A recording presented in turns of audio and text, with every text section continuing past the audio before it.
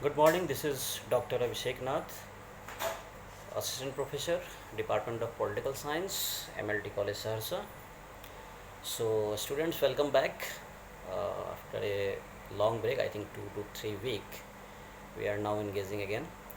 So, today I am going to talk about the topic political ideology, and in which I will be talking about democratic socialism, जिसे हिंदी में लोकतांत्रिक समाजवाद कहते हैं। इसे कई बार सोशल डेमोक्रेसी भी कहा जाता है, सामाजिक लोकतंत्र भी कहा जाता है। ये एमए सेमेस्टर 1 के विद्यार्थियों के लिए है।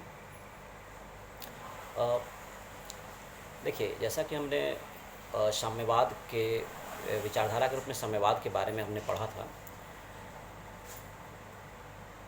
कि मार्क्सवादी लक्ष्यों को प्राप्त करने के तरीकों में मार्क्स के अनुयायियों में भिन्नता रही है, जिसने मार्क्स के विचार को कई अलग अलग स्कूल्स में बांट दिया है। इसी प्रकार जो सामाजिक लोकतांत्रिक समाजवाद या सामाजिक लोकतंत्र है, यह 19वीं शताब्दी के अंतिम दशक में एक जर्मनी में उत्पन्न विचारधारा है।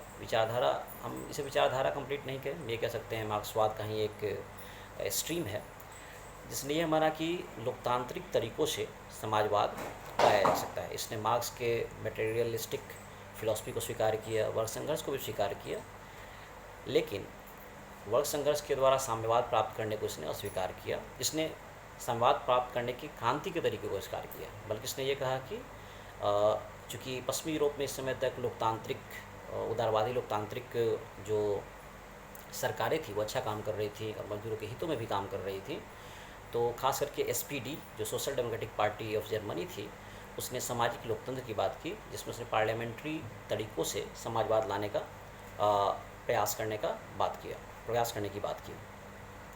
तो उन्होंने मार्क्स के जो बेसिक टेनेंट्स थे उसको बनाए रखा, बस इसे प्राप्त करने के तरीके को चेंज किया।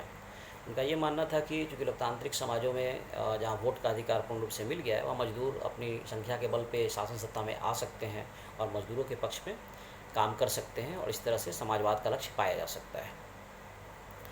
ये सामाजिक जो एसपीडी पार्टी थी उसकी फ़िलॉसफी थी। आगे चल के जिसमें जर्मन सामाजिक लोकतंत्र को एक कंक्रीट रूप प्रदान करने में जो फर्डिनेंड लेज़ाले थे, उनका बहुत महत्वपूर्ण योगदान था। इसी मार्क्सवाद के इसी विचारधारा को आगे बढ़ाते हुए जिससे हम एक दूसरा स्ट्रीम भी आगे बढ़ा, जिसे हम इवोल्यूशनरी सोशलिज्म कहते हैं, या विकासात्मक समाजवाद। लेकिन एक इसके क्रिटिक जो हैं वो कई बार इसे रिविज़निज्म कहते हैं, संशोधनवाद कहते हैं, क्योंकि इसने मार्क्सवाद में कुछ ऐसे संशोधन प्रिस्क्राइब किए जिनसे मार्क्सवाद या समाजवाद जो है, वैज्ञानिक समाजवाद जिसे मार्क्सवाद भी हम कहते हैं, उसमें ऐसे परिवर्तन हुए जिसमें मार्क्सवाद बहुत कम बचा रह गया। एडवर्ड बर्नस्टीन ने अपनी किताब लिखी 1898 में, इवोल्यूशनरी सोशलिज्म, जिसके अंतर्गत उन्होंने इवोल्यूशनरी सोशलिज्म की बात की। ऑब्वियसली विकासात्मक समाजवाद की बात करता है, यानी विकासात्मक तरीक़ों, जो संसदीय तरीके हैं, संवैधानिक तरीके हैं, उनके थ्रू समाजवाद प्राप्त करने की बात थी। लेकिन इम्पॉर्टेंट ये है कि इसने मार्क्सवाद के जो 2 इम्पॉर्टेंट टेनेंट्स थे उसको इन्होंने अस्वीकार किया। इन्होंने वर्ग संघर्ष को इन्होंने अस्वीकार किया, ठीक है। और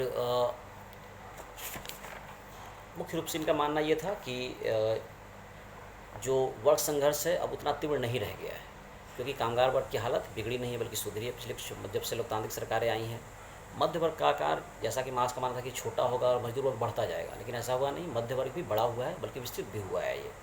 और उद्योगों में बहुत सारे जो क्षेत्र हैं वो मार्क्स का मानना था कि धीरे धीरे कम उद्योगों में केंद्रित होते चले जाएंगे उद्योग, लेकिन ऐसा नहीं। उद्योगों की संख्या भी बढ़ी है, उनके उत्पादन केंद्र भी फैले हैं, जो यूरोप से बाहर भी निकले हैं।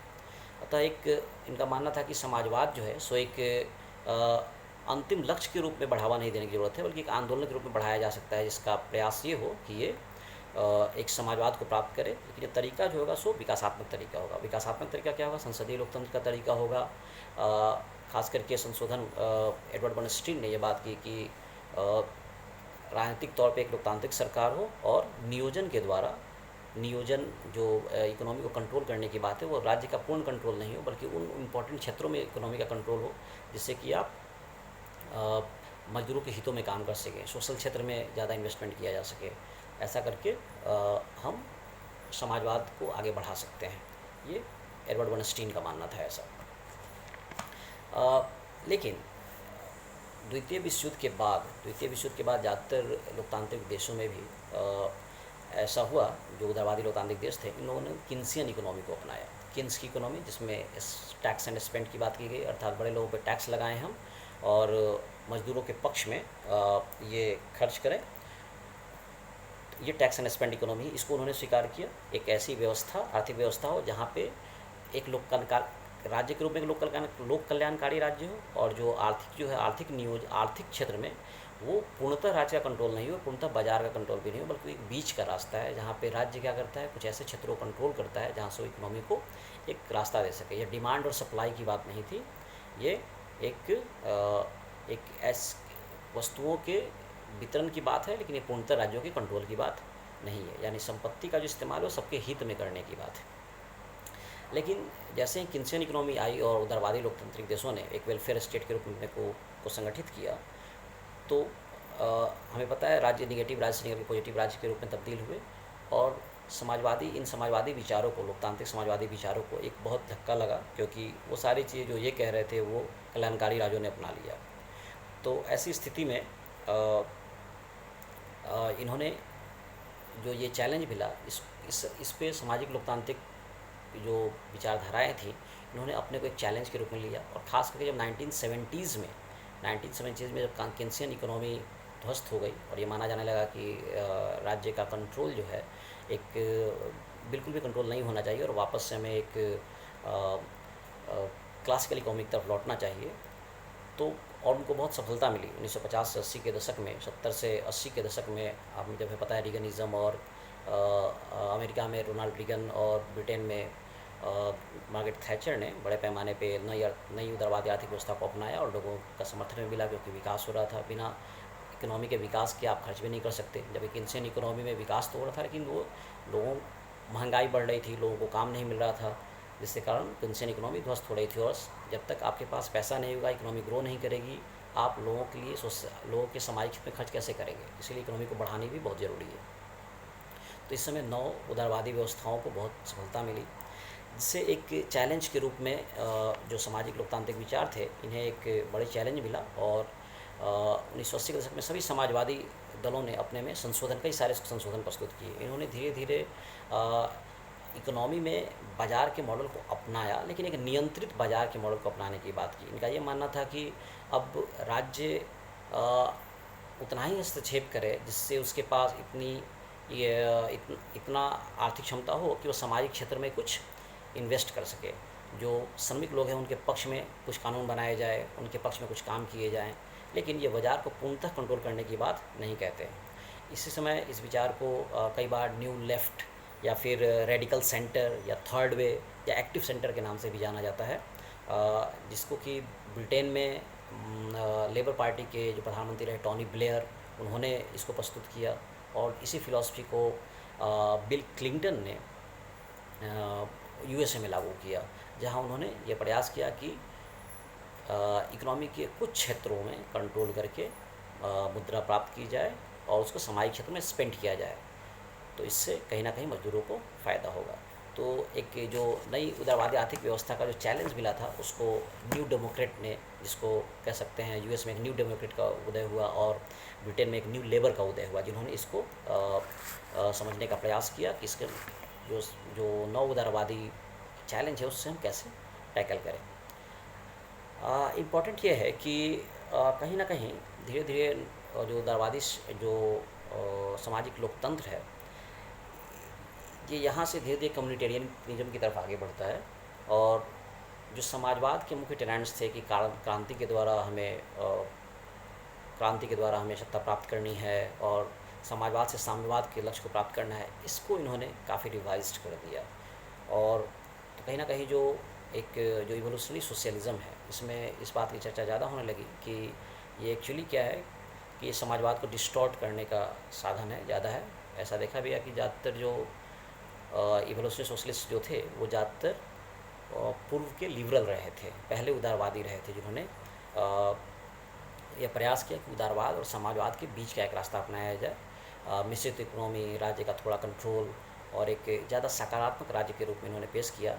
इसका प्रयास ये था कि जो विभिन्न वर्गों के हित में राज्य काम कर सके। अ, तो 21वीं सदी में भी अगर हम देखें तो कहीं न कहीं इन्होंने जो जो 21वीं सदी में खास करके 1990 में 1990-92 में जब यूएसएसआर का पतन हो गया, तो ये माना गया कि समाजवाद की बात करना अब बेमानी है और समाजवाद ख़त्म हो गया है। लेकिन देखा गया कि चाइना में, क्यूबा में, खासकर चाइना में जहाँ समाजवाद अभी जीवित है, उन्होंने अपने में एक महत्वपूर्ण परिवर्तन किया। इन्होंने एक पॉलिटिकल लेवल पे तो एक समाजवादी राज्य रखा, लेकिन इकोनॉमिक उन्होंने बाजार राज्य की तरफ मोड़ दिया। यानी अब जो राज्य का जो नया मॉडल है समाजवादी राज्यों का, मुख्यतः यह है कि राज्य जो है वो एक समाजवादी राज्य है, एक पार्टी का कंट्रोल है। लेकिन जो ये जो सत्तावादी समाजवादी राज्य हैं, वहाँ की बात मैं कर रहा हूँ।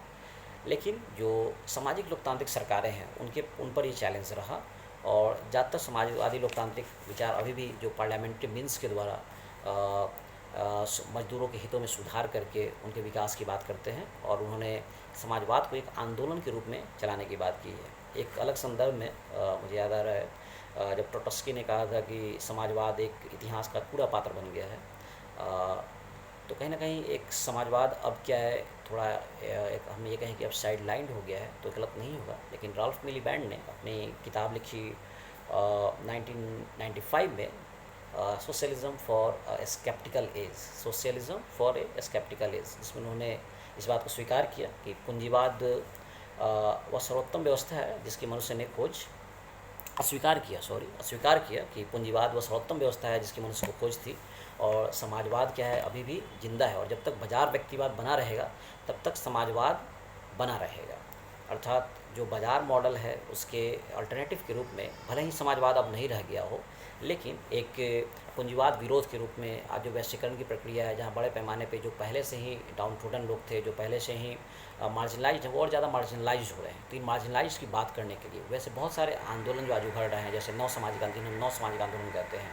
आज बहुत सारे LGBT मूवमेंट्स हैं, इन्वायरमेंटल मूवमेंट्स हैं, इन सब में कहीं ना कहीं हमें समाजवाद की आत्मा जो है सो दिखाई देती है। तो समाजवाद एक लक्ष्य के रूप में तो नहीं, लेकिन कहीं ना कहीं इन सारे आंदोलनों में हमें समाजवाद का पक्ष ही दिखाई देता है, जहाँ ये कमज़ोर, मजदूर और जो मार्जिनलाइज्ड लोग हैं उनके पक्ष की बात की जा रही है। और कुछ अभी भी जो मिश्रित अर्थव्यवस्थाएँ हैं, जो तृतीय विश्व के कई लोकतांत्रिक देश हैं, उन्होंने कहीं ना कहीं एक लोकतांत्रिक समाजवाद की प्रक्रिया को बनाए रखा है। मेरा ख्याल है मैं आपको समझाने में सफल हो पाया हूँगा। इसके अलावा आप चाहें तो लोकतांत्रिक समाजवाद के कुछ अन्य रूप भी हैं। एक बार CM जोड ने कहा था, समाजवाद एक ऐसा टोप है जिसे हर कोई पहन लेता है और समाजवादी बन जाता है।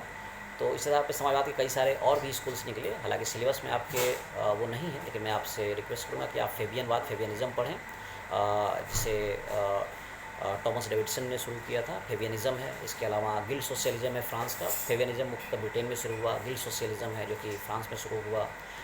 इसके अलावा आपके पास सिंडिकलिज्म है जो आप देख सकते हैं, और इसके बारे में आप और आगे अध्ययन कर सकते हैं। Thank you so much.